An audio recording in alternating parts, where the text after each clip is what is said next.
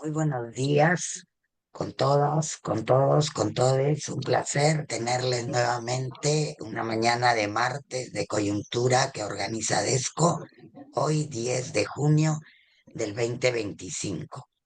Agradecemos enormemente a Ricardo Soberón el haber aceptado estar esta mañana con nosotros y a propósito de su reciente libro, le digo yo, él le llama Informe titulado Narcotráfico en territorios indígenas de la Amazonía peruana, rutas, impactos y políticas cerradas, que ha elaborado en coordinación con algunas instituciones como el Instituto del Bien Común y las organizaciones como AIDC. Me he olvidado los nombres, seguro de todas, él seguramente mencionará y agradecerá.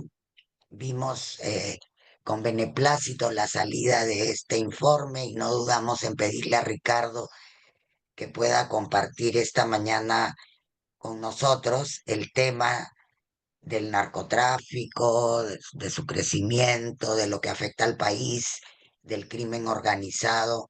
Lo hemos visto en anteriores reuniones en estos años, pero los efectos que produce este avance del narcotráfico en los territorios indígenas de la Amazonía peruana no lo habíamos abordado tan explícitamente y entonces para nosotros realmente interesante que podamos ver ahora ello y cómo el Estado está enfrentando o si está o no enfrentando de manera asertiva con políticas de Estado adecuadas, ¿no? Y el rol que están cumpliendo los actores indígenas claves en, en el avance de este narcotráfico y en cómo enfrentarlo. Muchísimas gracias nuevamente, Ricardo. Ricardo es abogado por la Universidad de Lima, con un máster en Relaciones Internacionales del Departamento de Estudios por la Paz de la Universidad de Bradford, Inglaterra. Él ha sido dos veces presidente ejecutivo de DeVida y es autor de varios estudios y publicaciones sobre el tema de drogas, narcotráfico. Cuenta ya con 30 años de experiencia en el seguimiento de estos temas y nos visita de tanto en tanto en coyuntura, sea como expositor o como participante también de las sesiones. Muchísimas gracias, Ricardo, y te dejo en el uso de la palabra. Gracias, Molvina. Muy buenos días con todas y todos. Para agradecerles la atención a este reporte, si me permiten, voy a compartir este reporte. Primero agradecerle al Instituto del Bien Común y Amazon Watch, AIDESEP, que me permitieron reunir la información, analizarla y producir este documento de unas 35 páginas. Desde ya les digo que acá tengo varios ejemplares al que le interesare. Lo único que pido es el pago del delivery para llevarlo a domicilio, pero lo puedo, me escriben ahí al correo que he puesto en el chat. Esta reflexión nace de mi experiencia. Varios de ustedes saben que yo he acompañado al proceso del movimiento campesino cocalero de la Selva Alta durante muchos años, en mi calidad de asesor y siempre mirando desde una perspectiva más andino o de Selva Alta los sucesos que ocurren en el territorio. Sin embargo, cuando asumí la conducción de Devida el 2021, hicimos las primeras propuestas de política pública, básicamente la relativa a lo que denominamos el Pacto Social Ciudadano con los cocaleros. Tuvimos una reacción muy fuerte de las organizaciones amazónicas, particularmente las del Valle del Río Tambo, que bien impulsadas y motivadas por algunos adversarios políticos en la temática, fundamentalmente Rubén Vargas, Alberto Tarola y compañía, me acusaban de ser prococalero.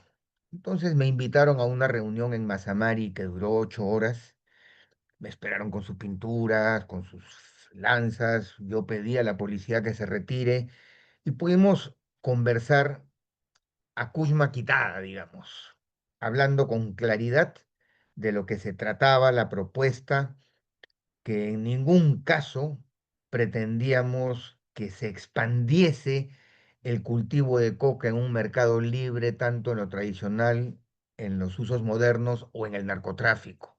Por el contrario, lo que necesitábamos era un intento de reducir este proceso de expansión. Allí entendí lo que significaba ya desde otros zapatos, el de los pueblos indígenas de la Amazonía peruana, un proceso nuevo que estaba viviendo el Perú, lo que en este reporte se denomina la amazonización del narcotráfico. Eh, es indudable que hoy en día, si bien la atención está puesta fundamentalmente en la economía extractiva aurífera, con obvias y legítimas razones, esto no quita que se haya producido este escenario al que denomino la amazonización. Quiero señalar de antemano que desde su aparición histórica en los años 70, por una cuestión de suelo, de clima, el arbusto de la hoja de coca se daba por lo general en las cotas de los 800 metros a los 1800 metros de altura en la vertiente oriental de los Andes, salvo la cuenca de Cimbal en La Libertad, donde es el único sitio en la vertiente occidental que produce la coca tuxillense. ¿Qué tiene que haber pasado para que se dé este proceso de amazonización?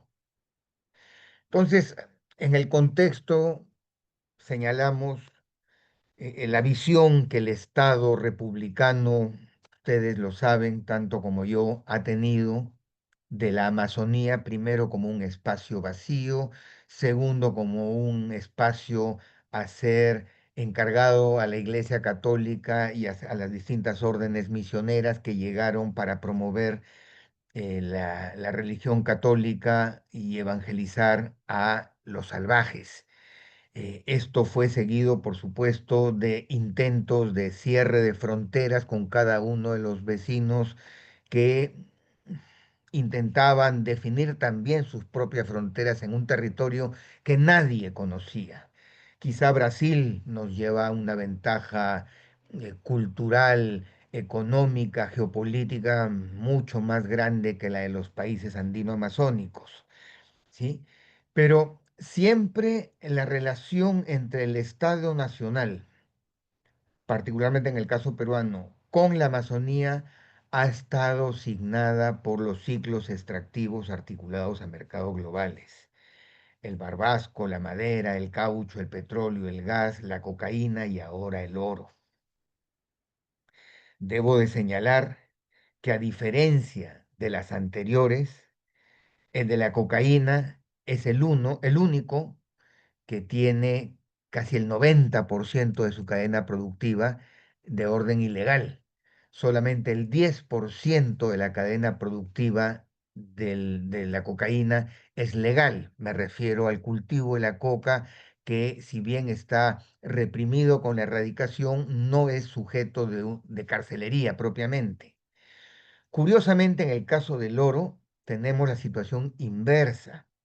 Si uno analiza las conductas típicas de la actividad extractiva, vemos que solo el 10% de la cadena productiva del oro es legal, perdón, es ilegal.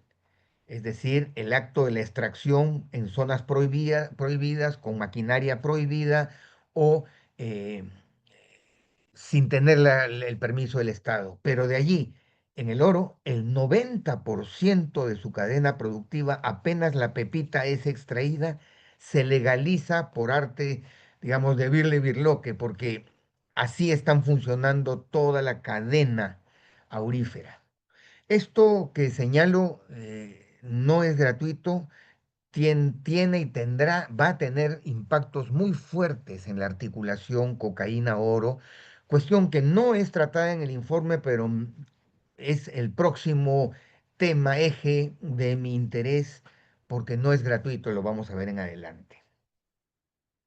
El tercer elemento que señalamos nosotros es eh, los grandes errores cometidos por el Estado peruano, particularmente desde 1994 a la fecha, en la conducción de las políticas públicas sobre lucha contra el narcotráfico, las mismas que están basadas en la reducción de la oferta, es decir, la idea de que es más sencillo matar a las abejas en el panal antes de que ellas estén revoloteando sobre el espacio.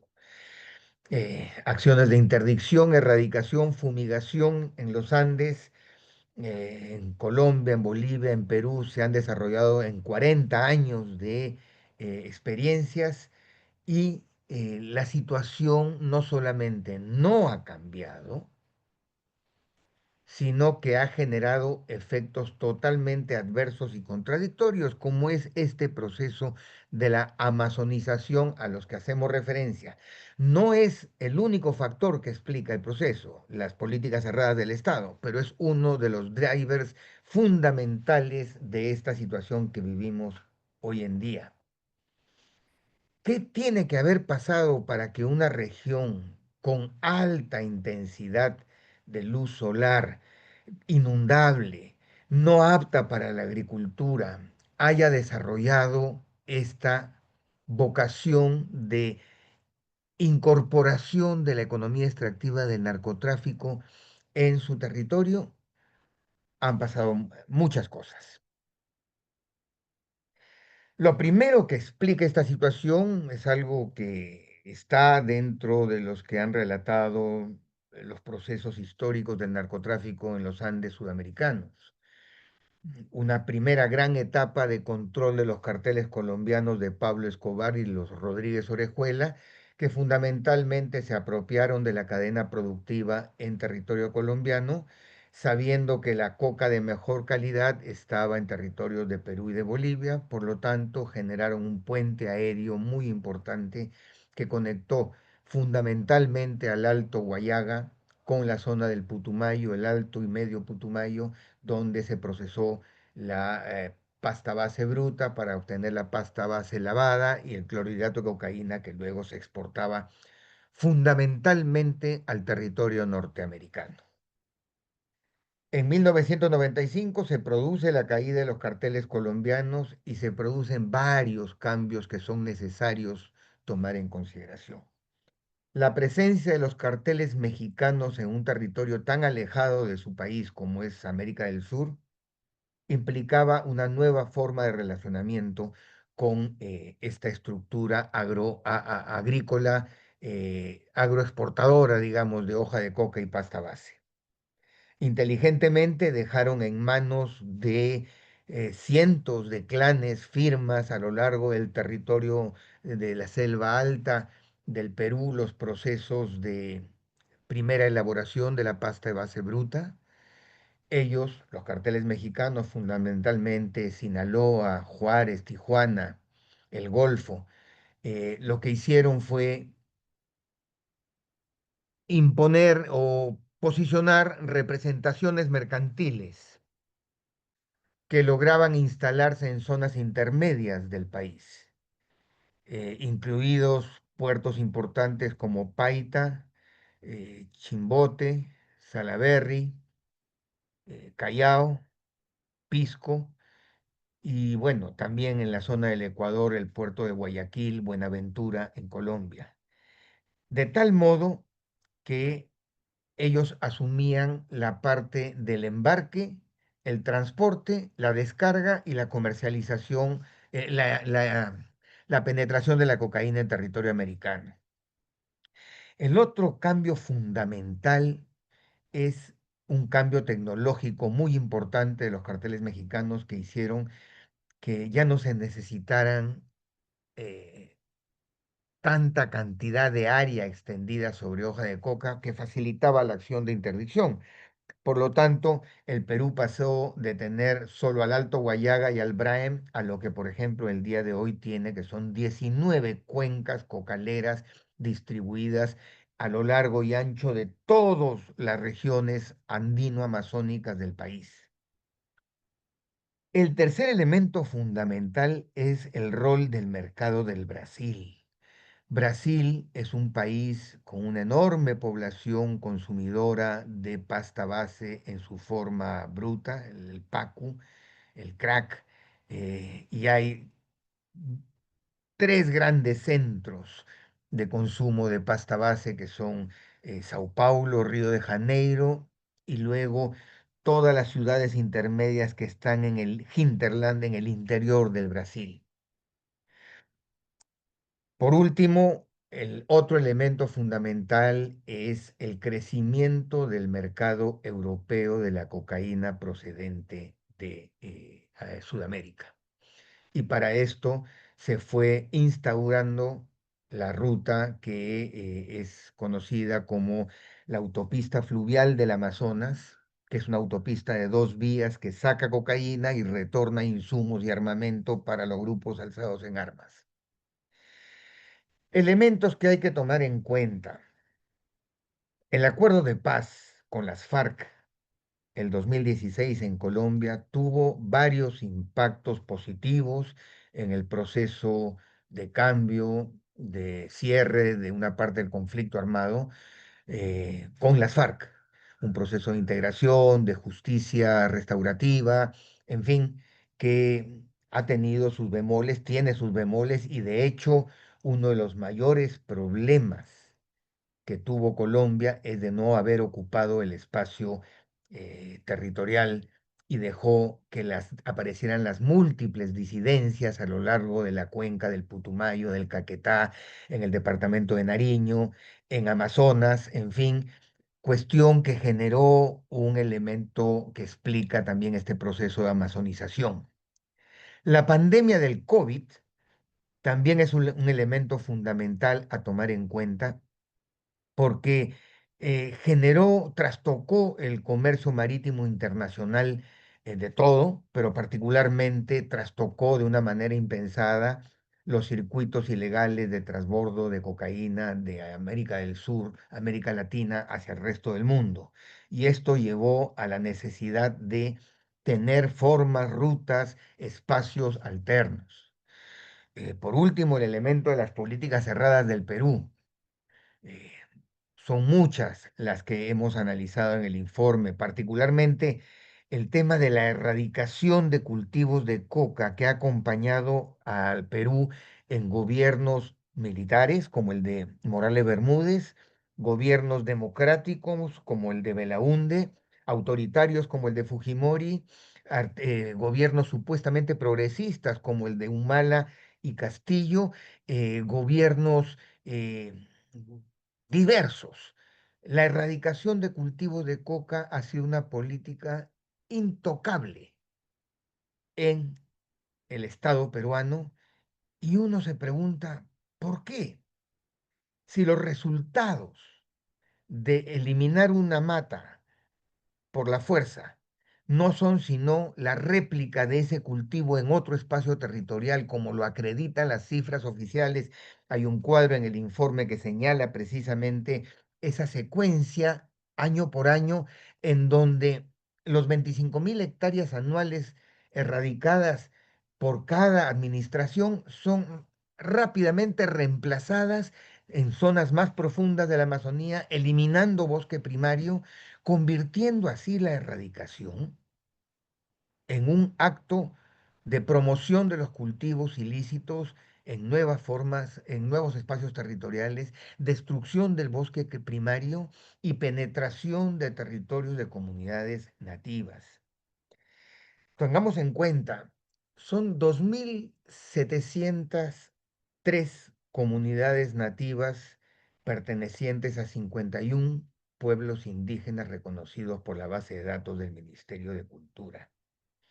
Durante todo ese primer ciclo del narcotráfico, los pueblos indígenas, salvo rarísimas excepciones, fueron afectados por el narcotráfico. A partir del inicio de la segunda etapa, hemos llegado a un momento en el cual de las 100.000 hectáreas de cultivo de coca que hay en el Perú, 13.000 hectáreas están dentro de territorio comunal. Hay 274 comunidades nativas que están directamente influenciadas, penetradas por el narcotráfico, sea por la presencia de cultivos, sea por la presencia de pistas de aterrizaje o sea por la presencia de pozas de maceración. Eso no significa que hayan otras muchas más que no se han cuantificado, pero que uno al atravesar el territorio de la Amazonía se da cuenta cómo las formas económicas de acumulación que representa el narcotráfico en cualquier espacio natural de nuestro territorio se hacen presentes también en los espacios comunitarios de distintas organizaciones. Eh, Hemos identificado para efectos del reporte cuatro grandes espacios que a nuestro juicio son prioritarios. Tienen varios factores en común y algunas cuestiones que son particulares. Las cuestiones en común es que todas son Amazonía fronteriza y esto no es gratuito. Eh, Amazonas, Ucayali, Loreto y Madre de Dios son un puente para salir del territorio peruano por vía fluvial, terrestre o aérea. En el caso de Amazonas, tenemos un circuito intenso de extracción de oro, extracción y exportación de cocaína hacia territorio ecuatoriano. Desde antes del COVID hemos percibido cómo el Ecuador se convierte en un espacio privilegiado para las organizaciones criminales mexicanas, colombianas y ecuatorianas para convertirlo en un hub de salida de cocaína hacia Europa fundamentalmente. El Ecuador no tiene plantaciones de coca. Lo que recibe son grandes alijos de cocaína procedentes de Colombia, del departamento de Nariño, del departamento de Putumayo, que son almacenadas y sacadas por el Ecuador. Pero también hemos identificado conversaciones con dirigentes aguajún de la zona de Condorcanqui, de Bagua, eh, que territorio peruano es utilizado también para poder sacar cocaína procedente del Bajo Guayaga y de las zonas de Loreto para poder ser exportadas por vía marítima. Entonces, este es un primer espacio territorial. En el informe se da cuenta de las comunidades nativas que son mayormente afectadas, convirtiéndolo en un primer gran frente territorial de preocupación para el Estado peruano. Un segundo gran frente es el de Loreto. Voy a dejar Ucayali para después.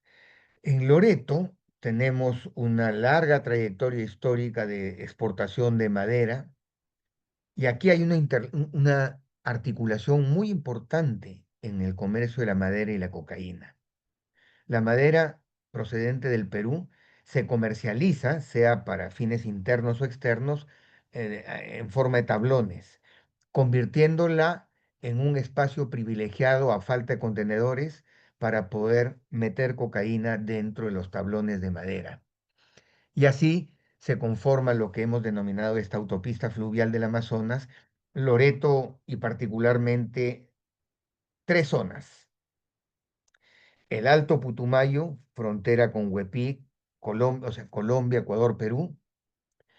El Putumayo Medio, la zona del Estrecho, que es fundamentalmente frontera colombo-peruana. Y luego tenemos la zona de Yavarí, la provincia de Ramón Castilla, que es fundamentalmente territorio brasileño peruano. Son tres escenarios distintos, particulares, en donde se da este fenómeno de amazonización de la coca y de la cocaína. En unos casos para cultivar coca y tenerla como una reserva estratégica en caso que la interdicción que se realiza en Colombia requiera de ser reemplazada por producción peruana.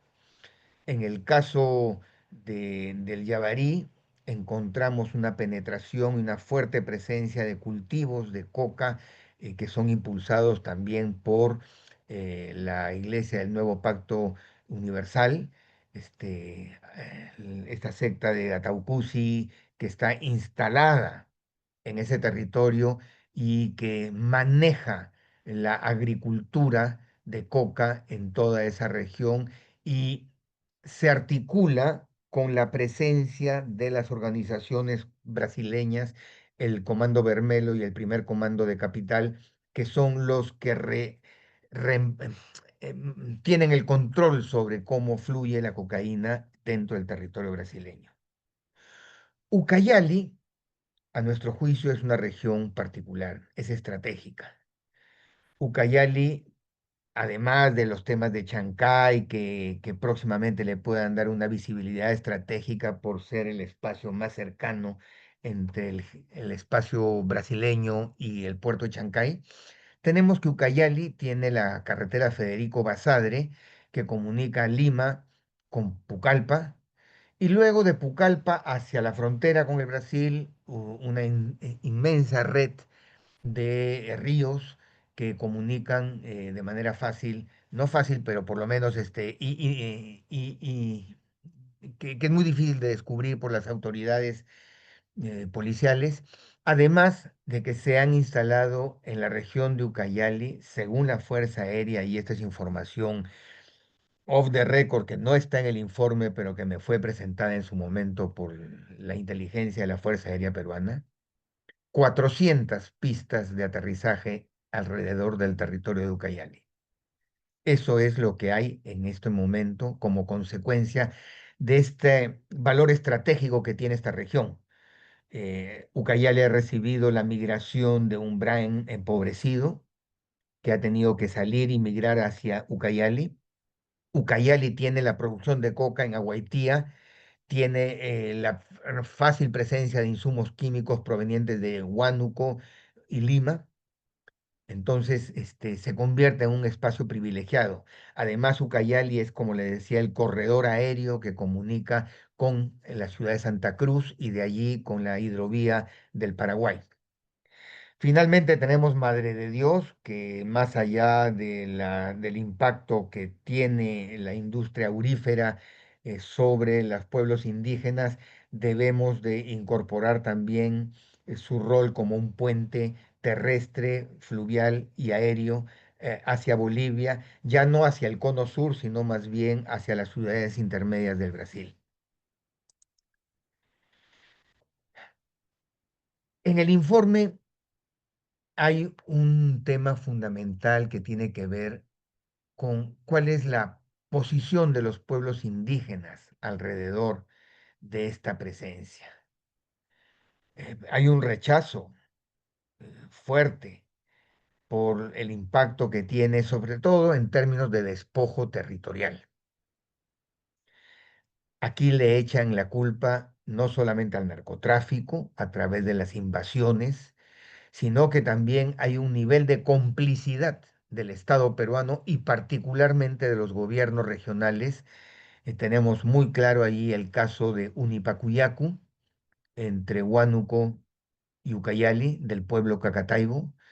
Unipacuyacu es una comunidad nativa que tuvo inicialmente 29.000 y pico hectáreas de terreno reconocido. Hoy su población de 5.000 personas tiene que vivir en el 0,01% de su territorio porque ha sido impactado por presencia de colonos, migrantes, que se han instaurado y que han recibido títulos de posesión por parte del gobierno regional de Huánuco y de Ucayali. En ese contexto, hay una acción acometida por Devida que resalto en el reporte porque fue una política pública planificada desde el Estado central, financiada por USAID, bajo la idea de que era mejor afirmar, arraigar a los cocaleros en un territorio dándoles títulos individuales de posesión sin importar el antecedente territorial que había sobre esos títulos. Cuando llegué el 2021 a De Vida, encontré que esa práctica había sido instaurada desde 2014 hasta el 2019 y que fue abandonada por el COVID en el 2020, pero fue una política instaurada por el Departamento de Estado, la Embajada de los Estados Unidos y bien recibida por el señor Vargas, el señor Otárola, como una forma de arraigo. Es decir, se han entregado miles de títulos de propiedad individuales a costa de no reconocer un solo título colectivo de propiedad a las comunidades nativas. Es clarísimo los esfuerzos de resistencia de los pueblos indígenas al narcotráfico y a las políticas del Estado que promueven el narcotráfico. Pero lo que encontramos, y este es un tercer elemento del informe, son las políticas de Estado. El primer elemento es la invisibilidad de los pueblos indígenas como beneficiarios. Es decir, el dinero de la cooperación internacional, como el dinero del presupuesto público bajo el esquema de los programas presupuestales, no considera a los pueblos indígenas, sino que los últimos ejecutores son los alcaldes, distritales provinciales, gobiernos regionales y ministerios. Así se distribuye el presupuesto, no hay ningún criterio ni enfoque de interculturalidad al momento de implementar los dineros públicos. De hecho, el programa estrella del Estado peruano para enfrentar socioeconómicamente al narcotráfico, es decir, el desarrollo alternativo integral y sostenible, el DAIS, que es un programa presupuestal que maneja De Vida, tiene un laberinto de guías, directivas, mecanismos y procedimientos que todos ellos están sustentados en el café, el cacao, la palma. Monocultivos que primero están sujetos a los mercados internacionales. Hoy en día tenemos aproximadamente 280.000 hectáreas de cacao, 660.000 hectáreas de café a lo largo del territorio nacional, pero son respuestas muy poco sostenibles, tomando en consideración que la Amazonía peruana no es propicio para la agricultura. Y pensar así no es sino seguir promoviendo la potrerización de esta enorme región. En segundo lugar, encontramos que estos 800.000 ciudadanos indígenas no tienen representación alguna en la toma de decisiones en todos los niveles del Estado. La mayor muestra de esto son las negaciones de parte del gobierno central, del Tribunal Constitucional, a la actuación del gobierno territorial autónomo de Aguajún, en el caso de Amazonas. Y ahora mismo, con los esfuerzos de los propios pueblos indígenas para establecer sus guardias indígenas, para poder cuidar sus propios territorios. Así es que la situación es crítica porque a la vulnerabilidad histórica, a la fragmentación histórica de los pueblos indígenas amazónicos que hoy están representados fundamentalmente por AIDESEP o por CONAP en menor medida, pero que constituyen todos ellos una estructura muy compleja, difícil de institucionalidad, basado en federaciones y estas federaciones en cuencas, estas cuencas en altas, medias y bajas. Es una estructura muy compleja y no siempre unitaria. Esto acredita la vulnerabilidad de representación que tienen los pueblos indígenas. Además de eso, tienen que enfrentar dos economías extractivas de índole global, como son la del oro, que no está tocada en este informe, y la del narcotráfico, que sí está abordada en este informe, y que adicionalmente tengan que encontrar en el Estado que supuestamente lo representa un otro alterador del orden comunal, un otro alterador de su agenda, eh, convierte la situación en muy difícil. Por eso, y acá termino, el informe plantea seis, cinco tipos de medidas que deberán ser tomadas ya felizmente, por un próximo gobierno. Lo primero, la necesidad de un compromiso político partidario del Estado peruano. Si no es para salvar, resguardar a 800.000 peruanos y peruanas que viven en su territorio, que además sea para cumplir con los compromisos internacionales que el Perú ha asumido relacionados a la protección de la biodiversidad, al cambio climático y al resguardo de la Amazonía. Este es un asunto de suma importancia que deberá estar puesto en la agenda política para poder interpelar a todas aquellas fuerzas políticas que plantean la idea del perro del hortelano, la idea de que la Amazonía es un espacio vacío, la idea de que la Amazonía es un exorbitante cúmulo de recursos a ser explotados y que hay que ocupar la Amazonía con autopistas, vías férreas, hidrovías, etcétera. Esto hay que confrontarlo porque la realidad indica que seguir con ese derrotero nos lleva a la potrerización definitiva de la Amazonía peruana y sudamericana. El segundo compromiso es la necesidad de acordar e identificar que la mejor defensa frente al problema que significa las economías extractivas, muchas de ellas inalcanzables por su alcance global, es otorgando seguridad jurídica sobre los territorios.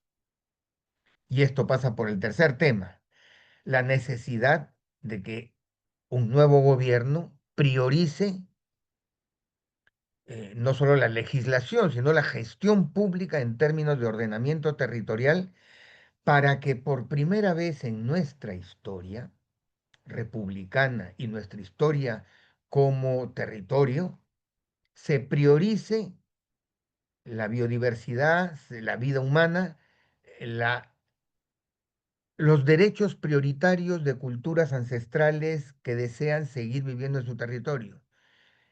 Y luego se subordinen a esto otro tipo de actividades puntuales, incluyendo el Sistema Nacional de Áreas Protegidas, incluyendo el uso de recursos hídricos y, por supuesto, poniendo en tela de juicio cualquier posibilidad de extracción hidrocarburífera en el Amazonas aun cuando se ponga en riesgo la estrategia energética del país, pero sinceramente es un asunto de supervivencia de este territorio. La situación que hay en Loreto con el lote 8 de catástrofe ambiental, de continuos derrames que se van acumulando, debe servir de ejemplo. El cuarto elemento se refiere a una iniciativa muy interesante, pero muy acotada, del mecanismo intersectorial de defensores ambientales y de derechos humanos en para la Amazonía. Este fue un mecanismo creado el 2020 por el Ministerio de Justicia en ese entonces y que mal que bien intenta poner una capacidad de monitoreo sobre las amenazas y lamentables hechos que puedan haber ocurrido y han ocurrido con 35 defensores ambientales indígenas, gran parte de ellos, que se convierte hoy en día en una de las mayores amenazas a los derechos humanos en el país. Este mecanismo tiene un gran obstáculo, que es el Ministerio del Interior. Y este es un asunto que nos toca directamente porque cuando estuvimos en Debida y quisimos abordar el tema de Unipacuyacu, entregamos un dinero para que apoyáramos el patrullaje y la labor de linderamiento de los personal del Midagri en la comunidad nativa de Unipacuyacu y la policía. El Ministerio del Interior lo que hizo ese dinero, lo absorbe su OGA, su Oficina General de Administración, y luego se pierde en la cantidad de necesidades y requerimientos que tiene el Ministerio del Interior. Así que ese mecanismo, siendo muy potente, necesita el apoyo político fundamental. Y el último elemento, y aquí termino, tiene que ver con una reflexión que he venido haciendo luego de haber estado en Debida, y ver cómo el Estado peruano es tan ineficiente, tan incapaz para conducir acciones y llegar a destino en muchas áreas y en muchos sectores. Y quizá el único ejemplo que tenemos de relativa eficacia en la labor del Estado es cuando se trabaja de forma multisectorial, con voluntad política clara y con objetivos muy puntuales. En esa línea de pensamiento planteamos la necesidad de que el Consejo Nacional de Seguridad, el CONASEC, en manos del presidente de la República, le otorgue la capacidad al Ministerio de Ambiente y de Cultura como responsables para organizar, conducir, implementar un grupo de tareas multisectorial. ¿A qué me refiero? Conformar un equipo con los organismos reguladores, fiscalizadores y que monitorean los títulos habilitantes en el subsuelo, en la superficie, en la floresta, en las aguas, en los aires del territorio nacional, para poder realizar un trabajo de revisión, verificación, eventual anulación y ordenamiento de los títulos habilitantes que hay en cada uno de estos cuatro grandes frentes geográficos, bajo un esquema temporal de una emergencia que permita el uso cabal de los recursos logísticos de las Fuerzas Armadas y policiales para conducir a este grupo de tareas multisectorial. Repito, bajo el mando y la responsabilidad de dos ministros, el de Ambiente y de Cultura, para que a lo largo de unos 18 meses puedan transitar temporalmente en Ucayali, en Amazonas, en Loreto, en Madre de Dios, en esta tarea de verificación, revisión y ordenamiento de los títulos habilitantes. El gran problema que ha tenido el Estado peruano al tratar de controlar las economías ilícitas es que no ha sabido encontrar un equilibrio entre el palo y la zanahoria. La mejor muestra de ello es el reinfo, la mejor muestra de ello es la erradicación indiscriminada. En un caso es una zanahoria extensa y en otro caso es un palo permanente. Y no se ha encontrado ese equilibrio. Así que con eso, Molvina, yo agradezco la atención. Esto es lo que puedo señalar y repito, los que deseen tener el reporte, yo tengo acá ejemplares para poder distribuirlos vía delivery al que está interesado. Muchísimas gracias. Muchas gracias, Ricardo. Excelente tema para la reflexión y con todas las aristas que señalas. Entonces ahora vamos a dar paso a las compañeras, los compañeros que quieran hacer comentarios, consultas. Pilar, Buenos días con todas y todos. Muchas gracias. Yo tengo dos preguntas. Una es que a lo largo del desarrollo de tu exposición has enumerado diversos problemas, pero a la hora de plantear las recomendaciones, estas prácticamente se centran en dos, en el tema de la titulación, con diferentes aspectos que has puesto, y en la defensa de los defensores ambientales, en la protección de los defensores ambientales. Pero me pregunto, el tema es mucho más complejo, es decir, la presencia, tú mismo has señalado, de varias bandas criminales internacionales. También que en algunas comunidades ya habría una cierta aceptación, si te he entendido bien, cuando hablas de esas 274 comunidades nativas en las cuales hay presencia. Eh, yo tengo la experiencia en el 2009, por ejemplo, de haber estado en la comunidad ticuna, más allá de Caballococha, y ellos ya estaban ¿no? Bien metidos en todo este negocio. Y entonces, mi pregunta es, ¿qué otras recomendaciones habría para poder afrontar este aspecto? Porque yo no creo que solo con el tema resuelto de la titulación, los otros aspectos de la presencia criminal con fuerza y bien organizada se vayan digamos, a neutralizar. Y la segunda es, ¿cómo ves tú esto que muchos señalan hoy, que es que el narcotráfico, justamente por lo que tú decías, ¿no? Que solo el 10% de la actividad es legal, ¿no? Y el 90% es ilegal, y decías tú que en el oro es al revés, ¿no? ¿Cómo ves tú esto que muchos señalan que digamos, los narcos hoy están muy presentes en el negocio del oro? Es decir, ya no tienen solo un pie, sino dos pies, justamente para poder legalizar, entre comillas, ¿no? Las ganancias que vienen de, del narcotráfico. Gracias. ¿Qué dices, La- Molvina? ¿Esperamos otras preguntas seguimos, o...? sí, hacemos estas tres primeras que tenemos en lista, está Alejandro 10 y luego Giovanna. Sí, Adelante, Alejandro.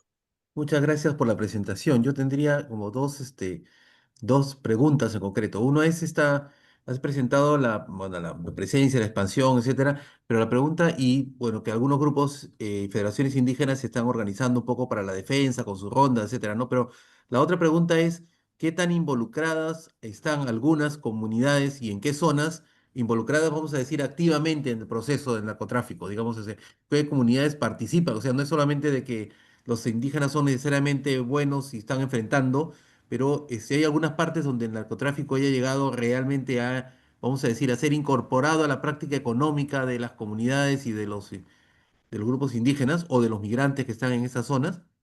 Y la segunda es, vamos a decir así, un poco, ¿cuál es la palabra? Pesimista, ¿no? Porque todos tenemos una idea de varias cosas que se podrían hacer en positivo, ¿no? Pero me gustaría conocer tu impresión, vamos a decir así, más realista, por decir así, de cuál es la tendencia en juego. ¿Qué es lo que tú crees que va a pasar? ¿Que se va a seguir expandiendo? ¿Que va a haber otras zonas en las que hay? ¿Que la superficie cultivada de coca se va a ampliar? ¿Qué es lo que piensas que va a suceder en los próximos años? Eso, gracias. Molvina, Giovanna, ponme en la lista, sí, por favor. Mario. ya Mario. Vamos con Giovanna. Gracias, Molvina. Buenos días, Ricardo. Excelente presentación. Yo quería concentrarme más en la consulta referida a cuáles son las propuestas que estás planteando poco para el abordaje de este problema, ¿no? Tú te has referido a un tema de titulación bastante concreto desde el trabajo con comunidades. Te he escuchado, y tal vez corrígeme si estoy mal, de hablar de un rol muy activo y presente de un Ministerio del Ambiente y también de un Ministerio de Cultura, pero creo que es importante mirar la agenda que tiene el Ministerio de de Desarrollo Agrario y Riego, hoy antes de Agricultura, sobre el tema de titulación, ¿no? La agenda del actual ministro, uno de los puntos claves es justamente todo el tema de titulación, de entrega de títulos de manera individual, ¿no? Y ahí tú has mencionado a dos actores clave o dos actores clave en realidad en este tema, que son todos los productores vinculados a la cadena de cacao y a la cadena de café, que sí han ejercido en el último tiempo una presión muy fuerte para que tanto el Ministerio de Agricultura como el Ministerio de Economía pueda tener una acción eficaz de cara a titulación, que ha llevado incluso a discusiones internas con grupos, como ellos lo denominan, de ambientalistas, ¿no? En ese escenario planteado. Concretamente, ¿tú qué rol le ves al Ministerio de Desarrollo Agrario y Riego, considerando esta agenda del actual ministro de cara al logro de titulación en este tema? Muchas gracias por la respuesta. Molvina, ¿me permites? Tengo tres preguntas como para tratar de responder. Y ahí Eh, vamos, de ahí en la siguiente ronda, Mario. Ok, gracias, Mario, ok. disculpa. No, no, por favor, Ricardo, un saludo. Fíjate, la primera pregunta. Cuando hablamos del tema de titulación y seguridad jurídica, no es un mero acto administrativo. Yo creo que detrás de ello hay una serie de elementos de acción y de omisión que corresponden al Estado en sus distintos niveles. Identificamos ese tema, hay muchos otros de la perspectiva más criminal o de política criminal que tienen que hacerse, pero que escaparon al alcance de este reporte porque este reporte pretendía fundamentalmente recoger la visión de Dejas las el periodo. organizaciones representativas de los pueblos indígenas y su mayor demanda. Cuando hablamos de las 2.703 comunidades nativas que hay en el Perú, hay 770 que no han terminado su proceso de titulación. O sea, podríamos decir el resto están meridianamente bien en términos de titulación, pero hay una serie de problemas detrás de ello. No se ha perfeccionado el proceso. Y cuando hablamos de perfeccionamiento, hablamos no solamente de la inscripción registral, sino del el lideramiento con los respectivos hitos, mojones, una georreferenciación adecuada, pero por sobre todo acciones del Estado y particularmente de Midagri a través de sus direcciones agrarias para poner un paralelo a los procesos migratorios de ocupación del territorio cada vez más hacia abajo por parte de migrantes andinos que ingresan al territorio comunal. En muchos ámbitos, en muchos sentidos, los gobiernos regionales, a través de sus direcciones regionales agrarias, están promoviendo la entrega gratuita de certificados de posesión que luego son perfeccionados y además, como es un círculo vicioso que acarrea los procesos electorales en donde los candidatos para obtener votos eh, plantean y comprometen a entregar certificados de posesión. Entonces, ya hay necesidad de poner un párale a esta situación. ¿Ya? Entonces, por favor, que se entienda que al haber optado por estos dos elementos que mencionó la colega que preguntó, la defensa de los defensores ambientales y la titulación, son dos elementos que están en la prioridad de la agenda de los pueblos indígenas. Sin duda, hay otros que son necesarios de considerar y particularmente uno que es mi interés sobre cómo responder eh, con inteligencia, con policía y o con Fuerzas Armadas determinados segmentos de las economías extractivas en donde corresponda.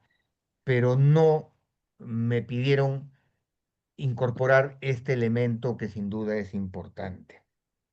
Eh, Además, decir que seamos claros, los discursos Bukele de terminar con la criminalidad son ilusos, simbólicos, efectistas.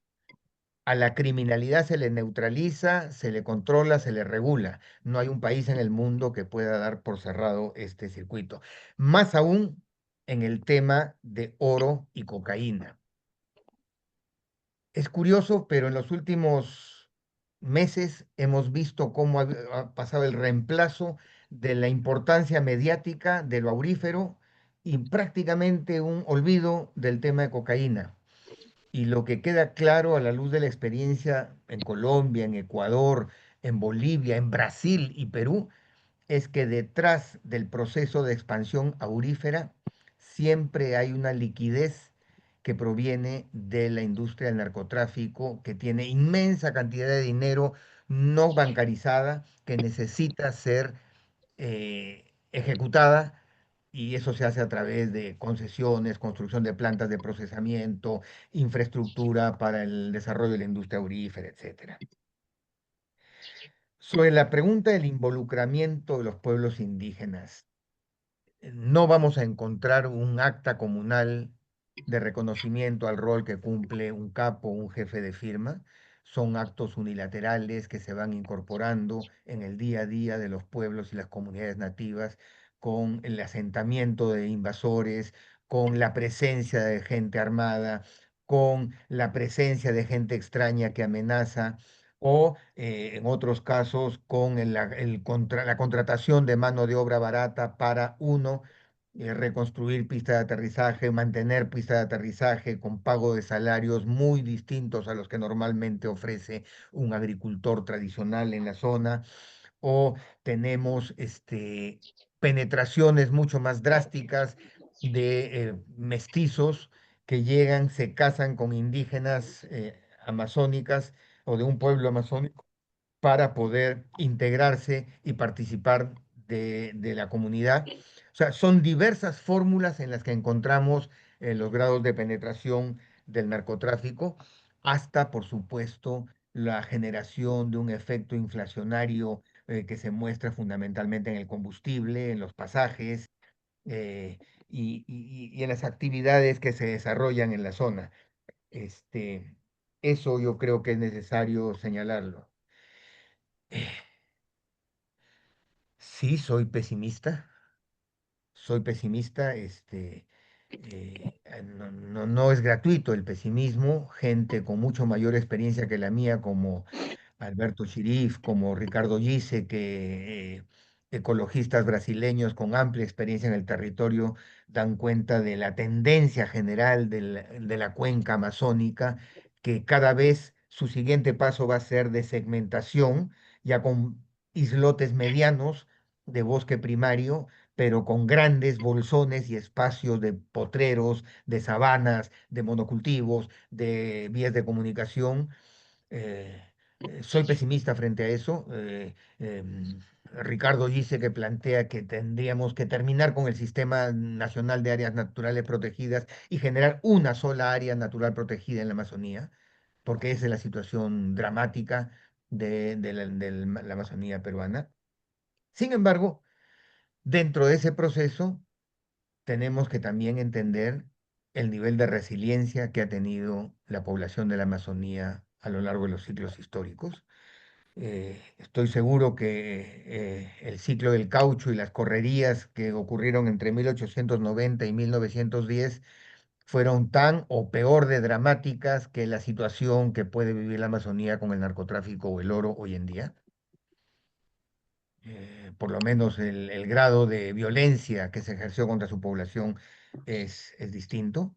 En ese sentido, eh, lo que pudiera ser una muerte lenta a nivel colectivo va acompañada de procesos de recreación permanente, de articulación, de coexistencia de los pueblos amazónicos, y sin duda hay un espacio de resistencia muy interesante que no ha ocurrido nunca antes en la historia, por lo menos desde que el gobierno militar creó la ley de comunidades nativas, fragmentando a los pueblos indígenas en comunidades nativas, y es esta propuesta política territorial de los grupos del gobierno territorial de Aguajún que se quiere replicar en otras zonas.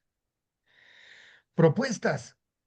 Me centré en estas porque son vitales, son claves, son el primer paso. Si todos estamos de acuerdo en que los mejores o mayores defensores de su territorio en la Amazonía son los pueblos indígenas, hay que acreditarles ese derecho con herramientas muy claras de fortalecimiento. Sin duda hay muchas otras. La cuota indígena en el Congreso Nacional es una de ellas. Es clave, clave, es un tema que está ahí presente. El Poder Judicial hasta ahora no resuelve el tema de la justicia intercultural y las formas de comunicación entre la justicia ordinaria y justicia intercultural. Dos.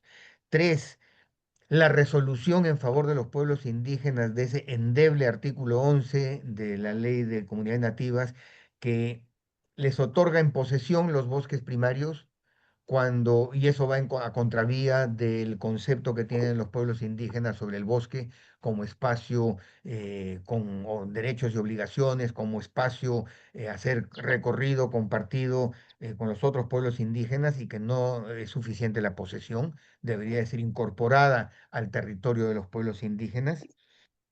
Y eso, el Midagri lamentablemente es un Frankenstein ciego además, porque solamente o parcialmente ciego observa lo que ocurre en los espacios agroexportadores y a eso se dedica, y parcialmente al cuidado de la ganadería de los camélidos y algo de la actividad sobre la palta, la quinoa en los Andes. Pero sobre café y cacao, déjeme decirle que quizá los mayores esfuerzos han estado en Devida y no en Midagri.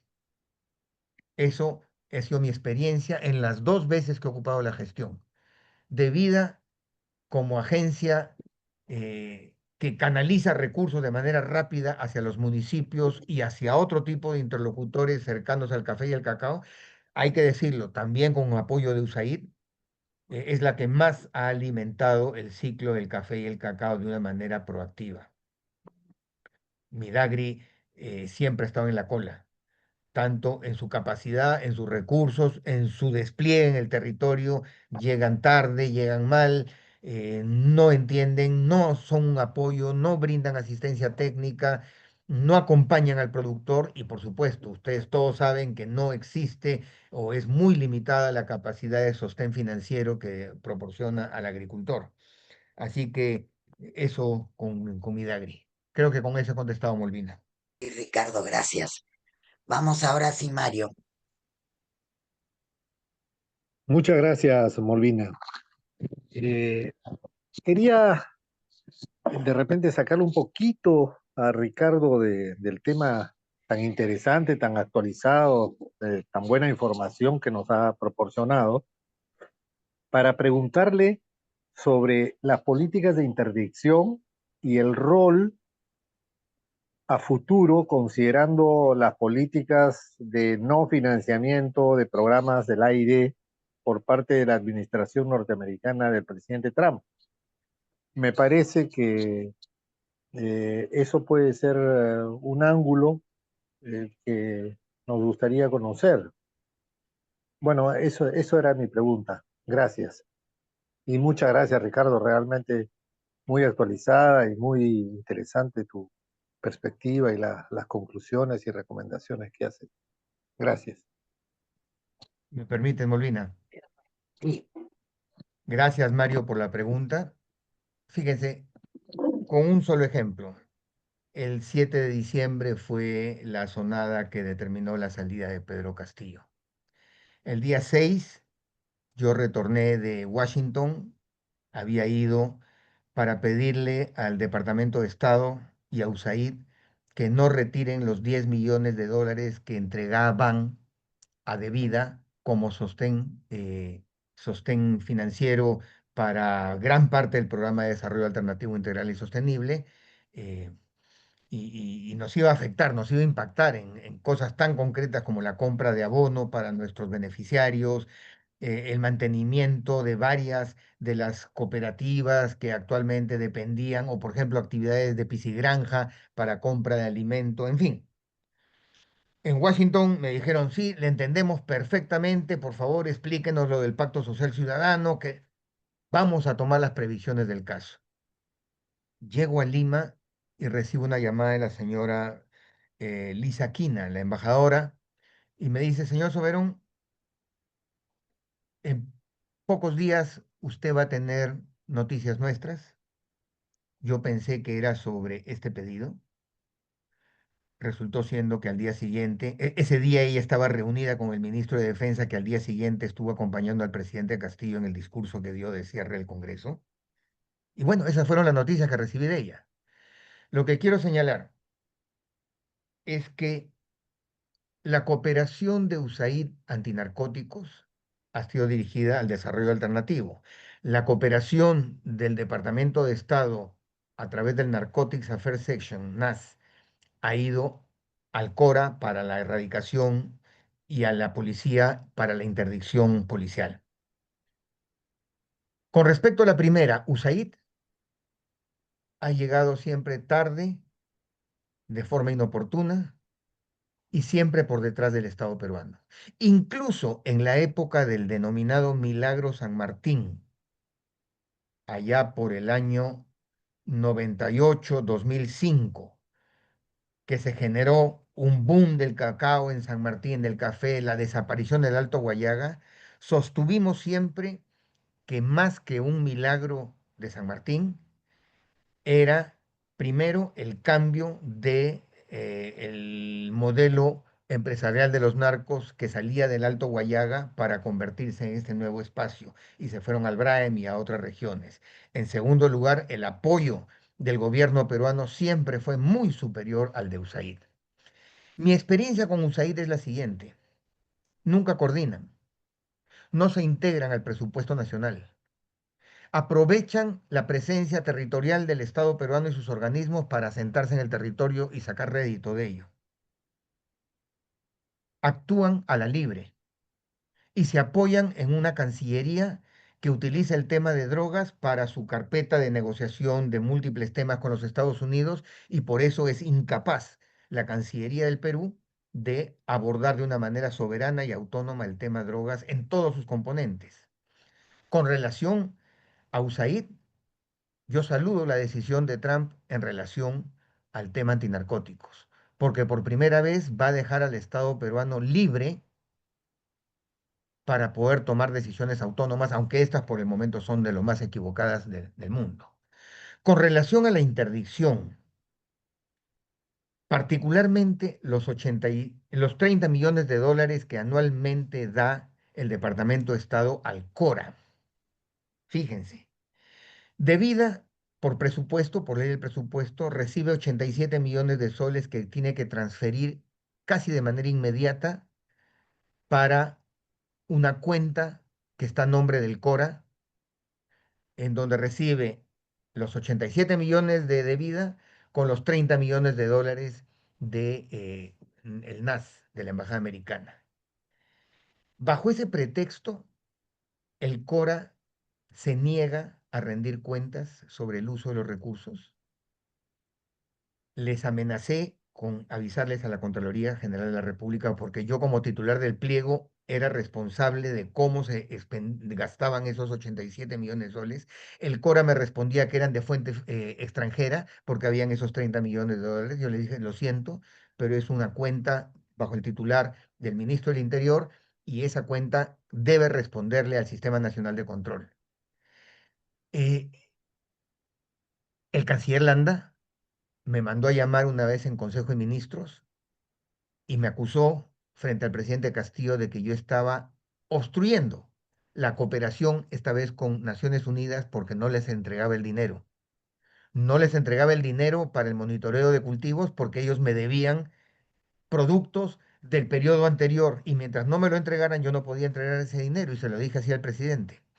Lo que quiero decir es que hay una situación dramática de dependencia por el mal manejo de los diplomáticos peruanos, de la Cancillería del Perú, y en los dos gobiernos supuestamente progresistas y con amigos que nosotros conocimos, que fueron cancilleres y que sin embargo no fueron capaces de cortar con esa dependencia profunda con los Estados Unidos de Norteamérica en relación de la lucha antinarcóticos. Por eso saludo yo la salida de USAID del territorio peruano en materia antinarcóticos. Gracias. Ahora sí, creo, Molina Eduardo.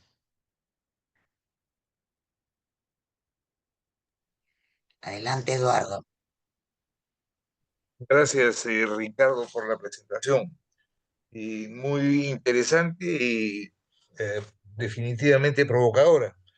Y yo lo que te pediría es que para el caso de la Amazonía trates de plantear algunas pistas de la vinculación con la minería aurífera, dado que es el espacio que en los últimos 3 años ha crecido de manera más significativa, y dado que a diferencia de lo que ocurre en, digamos, el corredor minero, la Sierra de la Libertad, y en el caso de la Amazonía, Madre de Dios, en el caso de Amazonas, de Loreto, en donde en algunas ocasiones han logrado involucrar a las comunidades, no se identifican claramente a los operadores de esta minería ilegal del oro hasta ahora. Entonces, a partir de la mirada que tienes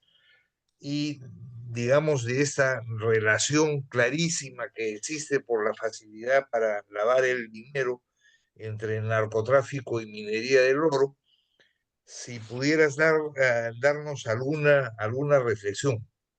Gracias. Gracias, Eduardo.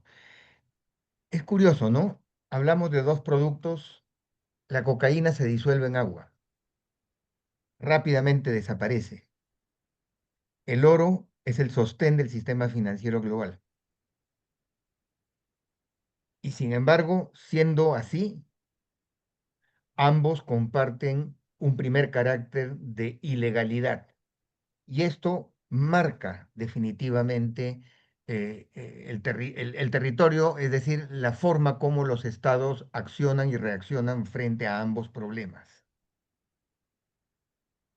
Esta asimetría de legalidades que señalé hace un rato me parece que es fundamental asumirla y entenderla como la llave que nos permite observar la coexistencia de ambos modelos extractivos en un mismo territorio, porque coinciden, se articulan y se camuflan mutuamente en los distintos niveles de la cadena.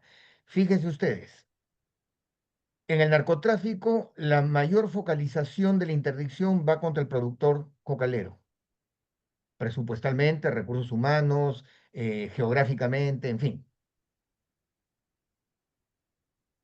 En la minería del oro, también contra el minero ilegal.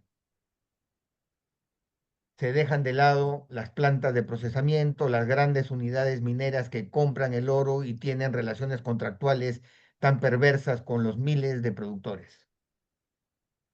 Entonces, en ambos casos, la legalidad o falta de legalidad de ambos modelos funciona dentro de estructuras sociales piramidales de forma muy asimétrica.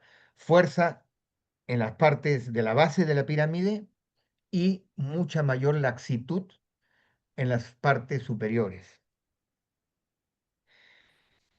Por supuesto que hay una relación intrínseca en el relacionamiento con la sociedad rural. Yo me encantaría poder hacer un análisis más sociológico del el cocalero y del minero informal, su percepción de las cosas, de la vida, su forma de entender eh, la familia, su forma de entender sus relaciones comunitarias. Hay muchas similitudes, muchas, que me hacen pensar en el interés que ellos tienen de vivir el día, el hoy, y no les importa el mañana. Además de eso, encontramos que hay una perfecta analogía en ambos modelos extractivos respecto a los circuitos geográficos de generación del recurso. En uno es una chacra que produce miles de toneladas de hoja de coca que se secan, que se llevan a la poza y se transforman. En el otro son miles de toneladas de tierra con contenido aurífero que posteriormente son comercializadas para la extracción. Eso en el caso de la minería de playa, pero en el caso de la minería por socavón es el concurso salvaje por encontrar las vetas, pero siempre vamos a encontrar esa similitud en la base de cómo se implantan ambos modelos productivos. Los mercados, curiosamente, Estados Unidos, Europa y China y Emiratos Árabes, en el caso del oro. En el caso de la cocaína, Estados Unidos, Europa Occidental. Todavía China no aparece. Así que ya por allí vamos encontrando y tejiendo una serie de factores que nos llevan a pensar de que es mucho más sencillo en cualquiera de los dos casos, del oro o la cocaína, que funcionen en paralelo, además porque distraen a un estado ya de por sí débil. Y justamente el Perú ha caído en esa trampa de generar regímenes estancos de abordaje de uno y de otro problema. Y en la práctica, algo que estoy hallando frente a esta inconsistencia del reinfo, en donde a mi juicio lo que faltó fue un poco de garrote y sobró mucha zanahoria, es encontrar el punto medio que personalmente nos funcionó en una localidad del Braem, donde implementamos y firmamos un pacto social ciudadano. Los cocaleros pensaban que eso era recibir dinero de vida por la erradicación de coca. Pedían inicialmente 30.000 soles por hectárea. El costo es 7.000 soles por hectárea erradicada. No teníamos esa plata. Entonces lo que dijimos era empaquetar servicios públicos fragmentados y entregarlos a cambio de una erradicación progresiva y voluntaria. Creo que al minero informal, primero, se le debe de ofrecer una alternativa así. No bajo el esquema Reinfo, que es un esquema de continúa haciendo lo que haces mientras dura tu trámite. No, allí sí se necesita la fuerza. Paramos tu actividad minera hasta que te regularices y termines tu trámite y puedas operar bajo las condiciones que te pone el Estado. Esa mayor fuerza del garrote no la ha ejecutado el Estado peruano. Y eso es algo que tenemos que pensar. Hace poco tuve una entrevista con un medio internacional y estaba la señora esta, Patricia Chirinos, y que me decía off the record, ¿usted cree, señor Soberón, que desde el Congreso vamos a poder parar la minería? ¿Será para que hayan miles de muertos al día siguiente? Ese era su esquema de Patricia Chirinos. Así que por ahí va, Eduardo, algunos atisbos de lo que podría ser esas articulaciones. Estoy seguro que hay muchas más que habrá que ver en el camino. Gracias, Molvina, gracias, colegas, por la atención. Insisto, ya creo que ha sido distribuida la versión en PDF. Esto, por eso no lo llamo libro, Molvina, lo llamo, es un reporte que trata de animar puntualmente sobre el segmento más débil de la política pública en estos temas amazónicos, que es la relación Estado-pueblos indígenas. Así que estoy seguro que hay varios otros temas más que vamos a intentar precisar, y esto que ha mencionado Eduardo me parece que es clave poder pensar en conversar más este tema, estas relaciones intrínsecas que hay entre oro y cocaína. Agradezco nuevamente, Molvina, y agradezco a cada uno de ustedes. Gracias, Ricardo, por estar esta mañana y por acompañarnos también a veces con otros temas.